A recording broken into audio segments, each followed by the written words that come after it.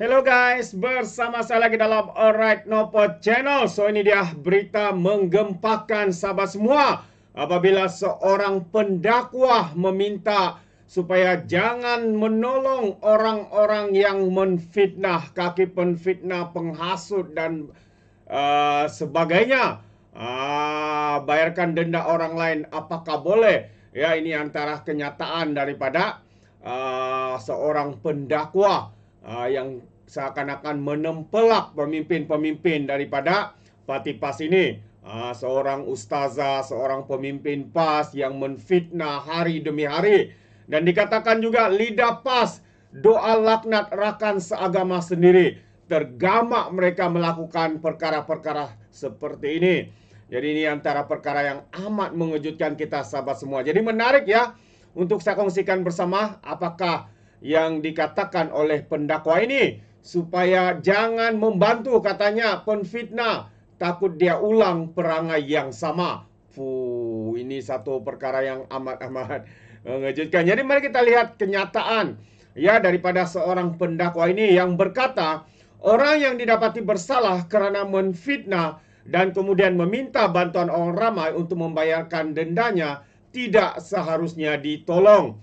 Pendakwa bebas Ustadz Muammar Marus Hafizullah berkata, Nabi katanya amat membenci perbuatan membantu orang yang menfitnah. Ini karena katanya orang yang bersalah itu akan mengulangi lagi fitnahnya di kemudian hari. Walaupun sudah didapati bersalah kemudian dibantu oleh sekutu-sekutunya, maka kemudian hari pastinya akan melakukan sekali lagi. Jadi seandainya dia menfitnah orang lain kemudian ternyata dia bersalah, menfitnah sehingga berlaku pencemaran nama baik, akhirnya orang suruh bayar, maka jangan dibantu katanya. Dan tambah lagi karena apa? Karena jika dibantu esok dia berani buat fitnah kedua dan fitnah ketiga, dia akan melampau. Dan membantu perkara ini adalah perkara yang dibenci oleh Nabi Muhammad. Jadi satu kesalahan fitnah, jangan ditolong katanya. Allah sebut jangan kamu bertolong-tolongan dalam perbuatan dosa dan permusuhan. Katanya dalam satu ceramah dimuat naik di Instagram miliknya baru-baru ini. Jadi harapan Daily mengambil video itu sebagai rujukan kepada kes seorang pemimpin PAS yang didapati menfitnah sehingga terpaksa menggerakkan tabung jihad untuk membayar saman fitnahnya. Sebelum ini ahli parlimen kepala batas Siti Ustazah Siti Mastura didapati bersalah karena menfitnah 3 pemimpin DAP dan perlu membayar saman hampir 1 juta ringgit.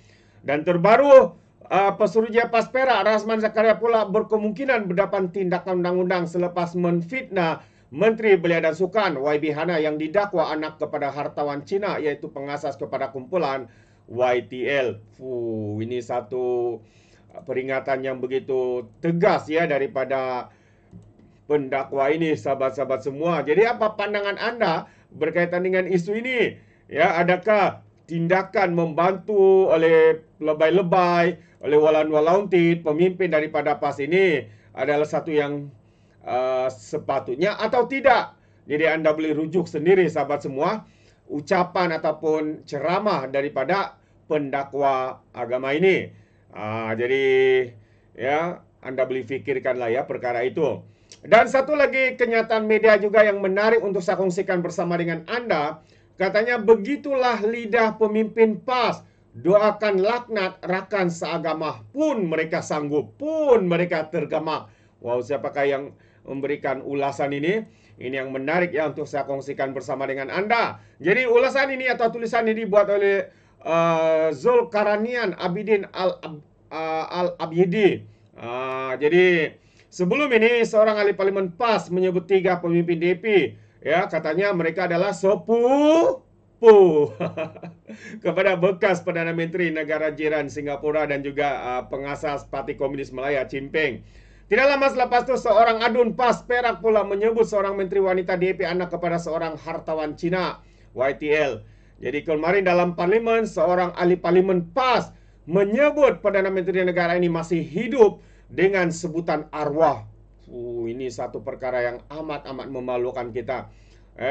Bukan rahasia, individu itu adalah ahli parlimen permatang pauh daripada parti PAS. Walaupun beliau menyatakan ya itu adalah kenyataan daripada netizen, tetapi kenapa bodoh dan bangangnya beliau adakah dia harus menyebut perkara itu di dalam Dewan Rakyat? Seolah-olah apa yang beliau lakukan itu adalah berbaur satu hasutan, membenci kepada Perdana Menteri, menghasut rakyat untuk membenci kepada Perdana Menteri kita. Dan yang lebih teruk, Perdana Menteri kita Datuk Seri Anwar masih hidup, tapi dikatakan arwah ya kepada ditujukan ya kepada Datuk Seri Anwar Ibrahim.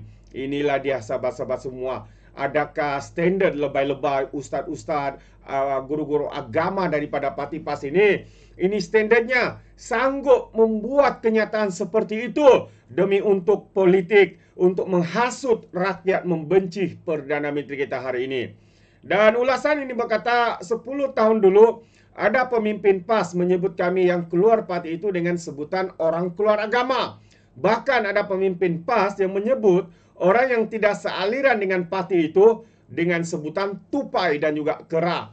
Jadi kita usahlah pelik sangat dengan lidah pemimpin-pemimpin lebay-lebay, ustaz-ustaz, ular-mak, ular dalam semak, ya, ustazah daripada pemimpin PAS ini. Sebab kita tahu mereka ini hanya menggunakan, ya, pada pandangan saya menggunakan ya bangsa dan agama sebagai alat politik mereka. Ya, jadi apalah sangat dengan semua sebutan di atas, sedangkan mendoa laknat rakan seagama pun mereka tergamak. Waduh, ini kalilah. Ini satu ulasan yang begitu panas sebenarnya ya. Kerana kita nampak ya ini yang dilakukan oleh pemimpin-pemimpin daripada parti ajaran sesat. Bukan saya katakan ya, tapi Muhyiddin Yassin sendiri yang menyatakan bahwa parti PAS ini adalah parti ajaran sesat. Dan sebelum saya akhiri, satu lagi, pengkhianat agama, kata Ustadz kontroversi. Ustadz kontroversi selepas terpaksa menutup pusat tahfiz beliau. Saya masih ingat Ustadz ini kontroversi ini pernah membuat middle finger ya ketika berceramah. Dia tahulah di Surakarta, di masjid sahabat semua. Jadi mungkin ini adalah karma kepada perbuatan-perbuatannya. Jadi penceramah kontroversi yang pernah menunjukkan jari tengah dengan tangan kanan dan kiri semasa memberi kuliah dalam masjid meninggalkan tanda pagar pengkhianat agama di Facebook hari ini. Semalam dalam ceramah yang dimuat naik dalam akaun media sosialnya, Ahmad Husam Muhammad 35 tahun memberitahu pusat tahfiz di bawah kendalinya terpaksa ditutup.